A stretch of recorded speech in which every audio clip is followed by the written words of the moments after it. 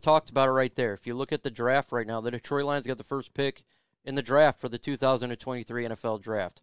A lot of quarterbacks in this draft are really good. C.J. Stroud, Bryce Young, you got Will Levis, mobile quarterbacks. If the Lions are sitting still with the first pick by the end of this season, should they make a move and draft a mobile quarterback with that first pick? Absolutely. Absolutely. Without a doubt, the Lions have to go after a quarterback. If they do anything other than that, it makes zero sense to me. And that's not sending a message to Jared Goff. That's not putting him on notice or anything like that. If anything, that is solidifying and protecting the most valuable position you have on offense in this day and age. It doesn't matter the weapons and the tools you have, unless you're just going to have the ball handed off and you got just such a dominant running game, you're going to need a quarterback in this NFL league. And then the other thing you're going to need, given the way the edge rushers are and the athleticism of a lot of the players, even your down linemen, the escapability of your quarterback is big. There is no more pocket passer type deals. You know, your quarterbacks have to be mobile, man. If they're not, they're sitting targets. It makes it that much tougher for your offensive line. It makes it that much less threatening for the linebackers and really the secondary, because they're not going to feel like the plays can be extended because your quarterback is either he's throwing it on rhythm and he's going through his progressive reads, or he's not. And so that's I would go with the first pick in that position, and then the next picks I would really be looking at how do I improve the defensive side of the ball. There's no focus really needed for the offensive line. I think you're good to continue developing the wide receiver unit. I still think they need a big play, big wide receiver. You got to have those in the league now. You really do. Um, and then outside of that, defensively, I think you just really have to focus there. You got to build that into a dominant kick butt defense uh, that can be intimidating to your opponent. I concur with you 100%. I think if the Lions are sitting there, you got to take the quarterback, mobile quarterback for the future, something that Detroit hasn't had. I think we've had a lot of statue quarterbacks for some time. I think it's time to kind of get into the new NFL with the mobile dual threat quarterback, having a guy that has a different dimension to him, utilizing his legs, ability to get out of the pocket, scramble if the play is breaking down. You see it across the board with teams that have that. It just brings a different dimension. And with this draft class coming up, there is a lot of really good quarterbacks like that. A lot of first-round talent. If you're sitting at pick one, you got to take him. You got to take the guy that's going to be the face of the franchise for some time. Look, Jared Goff, he's okay. But is he the guy that's going to be there long-term? Is he a game changer? I don't believe he is. I think he's the average guy, the average stand-in-the-pocket quarterback. We need something a little bit different here in Detroit. Dan Campbell, so far 1-5. How do you assess what he's doing right now? Concerns? Do you think it's just all lack of talent? When you look at this situation, what are you thinking about Dan Campbell? I see in Dan Campbell the same coach that he's always been. You know, it's not going to change his wins and losses. To me, I don't think should change the opinion of who he is. He is what he is. I mean, he's a motivation coach. He's a player, former player turned coach who knows how to get his players to really rally and get the most out of them to try and be their best. What you have to start looking at is, okay, when it's time to go out and now start managing the game, what are the capabilities of this coaching staff to be able to really control games, prepare for games, and manage games at a high level? I believe that they can do that. I mean, I've seen that they have the necessary qualities. Is the experience there? No, because a lot of them are stepping up or moving into parallel positions they've had with other organizations. Dan Campbell's really one, along with Coach Glenn. You know, these are guys that are stepping probably up in bigger positions and roles. But at this point, this team is going to need that area to continue to develop beyond just being great motivators, great coaches in terms of how they go out and prepare their players in terms of getting them ready for the games. But they're going to have to also develop these guys. They're going to also have to figure out schematically how to be able to put this team and the players, regardless of the depth, regardless of the position, these players in a position to compete and compete on a consistent basis. This can't be just we're competing, you know, here we played a tough game or we gave it a good go. This has got to be we're taking over games. We're controlling tempo. We're controlling things offensively. We're dictating things defensively in terms of the packages that they bring, and they have to stop us. If they don't get there, this will never turn into a championship caliber organization or team. You have to have a fear factor. And right now the Lions don't. Their fear factor is not to give away games and to put themselves close enough in a range to strike and have an opportunity to win games. It's just not a team that can go out and say, you know what, we're expected to take this game and win and dominate. And if they're saying that, I think they're being a little jaded as much as there's some work to be done right now for this team and for this organization. But I'm still optimistic about the coaching staff. I'm still optimistic about their ability to get it done. I just think they just need more players. They need more depth. I thought based on what we saw, they had enough to be a little bit more competitive. But I'm looking at teams that they're going to be facing down the stretch that have developed, Mike, that it's not going to be an easy road. I mean, I'm looking at 3, maybe 4 games that the Lions could possibly really go after, but there's a good 7, 8, 9 games in there that, I mean, they're gonna be a challenge for the Lions. They got to play really good football to win those games.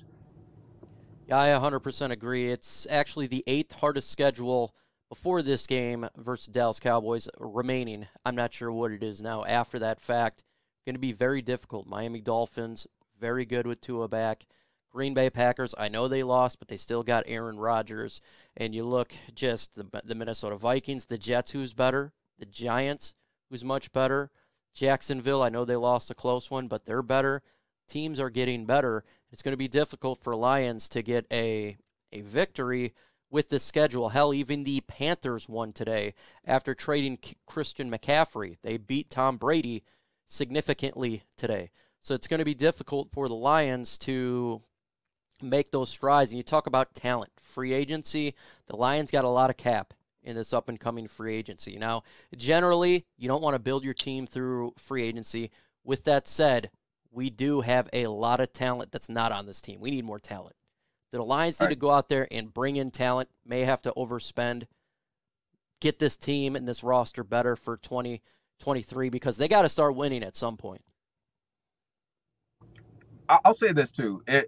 For the Lions to go out and land big name free agents or to spend a lot of money, it won't work. And I'll tell you, this is why it won't work. Because those are guys that are going to be chasing the money. Because if you look at what's needed around here, they need players. So you're going to have to find players at the right price that have that ability to go to the next level. And then you have to be able to take them from being a B level. You got to pay them at the B level. And then you got to be able to coach them up to be at the A level in terms of their ability and what they bring. That allows you to spend more money at the B and C level so that you can always try and elevate players up. You got to be able to take the players that have the talent but need the coaching but not the motivation. If the motivation is money, you're paying them to just basically be there to make you look good and to say you landed someone who had talent or did some things that are being done now, but they're already at the apex of what they do. That's not going to give you the long term because if you are paying that kind of money, I guarantee you in free agency, you're getting a player in their prime or you're getting a player that has either had a 1-year wonder breakout and you're overpaying, or you're paying a player on what they've done in the past and you're hoping that they can continue that for a period of time while you develop other talent. I'm telling you, I've watched this long enough to see it. So I would rather see them find those B players, those C players. You know, if you can land a player at the right money, but not have to pay them like that and pay them over the top, and understand that they're there to try and help you win championships, and they're willing to understand that role and responsibility that comes with them trying to conserve money so they can go get more players around that player. A player that's playing for championships versus money will understand that and say, I will take fair market value or slightly less if you go and make a commitment to get these type of players so we can win championships. So I'm gonna leave a little money on the table so I can get me a championship. I'm gonna approach free agency like that. If I'm just going after names to put butts in the seat and to make it seem like we made some moves that are popular with the fan base, not gonna work.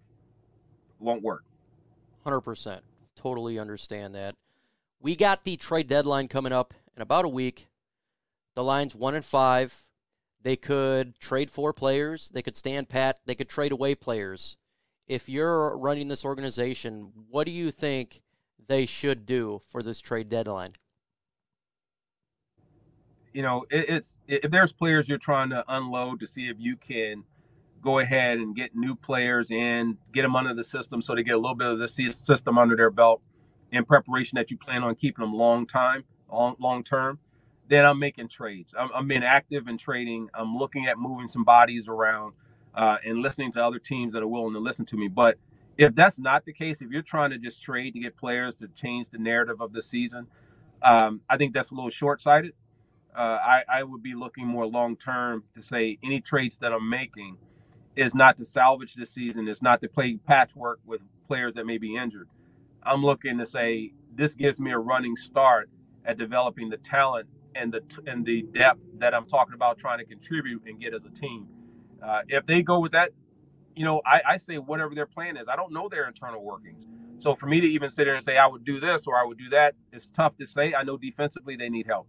I know in the skill position category, they still need to find another wide receiver. They just do. They just need to have someone that is a threat at all times. And I know a lot of people think St. Brown is that, and I think he brings a lot to the table. But there's more that you need. You can see what happens as quickly as he goes out or if Swift goes out. You got to have just more of some. You just need more players and more players that can compete when guys go down and go out without it costing you pass interferences or costing you big plays because they haven't had the experience and so on and so forth. The excuses, I mean, they've all been played. They've been played out. And at this point, so then when I'm looking at free agency, Mike, that's what I'm looking at. I'm looking at solid moves with a plan and not just doing what I think looks good on paper and it's favorable. Folks, make sure you go ahead and subscribe to the channel because why? Because if you like Lions news and keeping it real, that's what they do here. Herman, he keeps it real. He's not going to BS. He's going to tell you like it is. Tell them why they need to subscribe. They need to subscribe because this is where you come and get the most relevant information, and you're getting from someone who actually knows what he's talking about. I'm telling you, the team here at LNU, we know, we study, we observe, and we're on it. But I love it anyway. And plus, too, the more we get, the more of you that come on, the more that we can deliver. So that's all it is, Mike. And we appreciate our fans. This is where you really come and get some real content. And I'm definitely going to be myself 100%. So if you can either love me or hate me. Hey, the key word is more. That's what it's all about. More. more.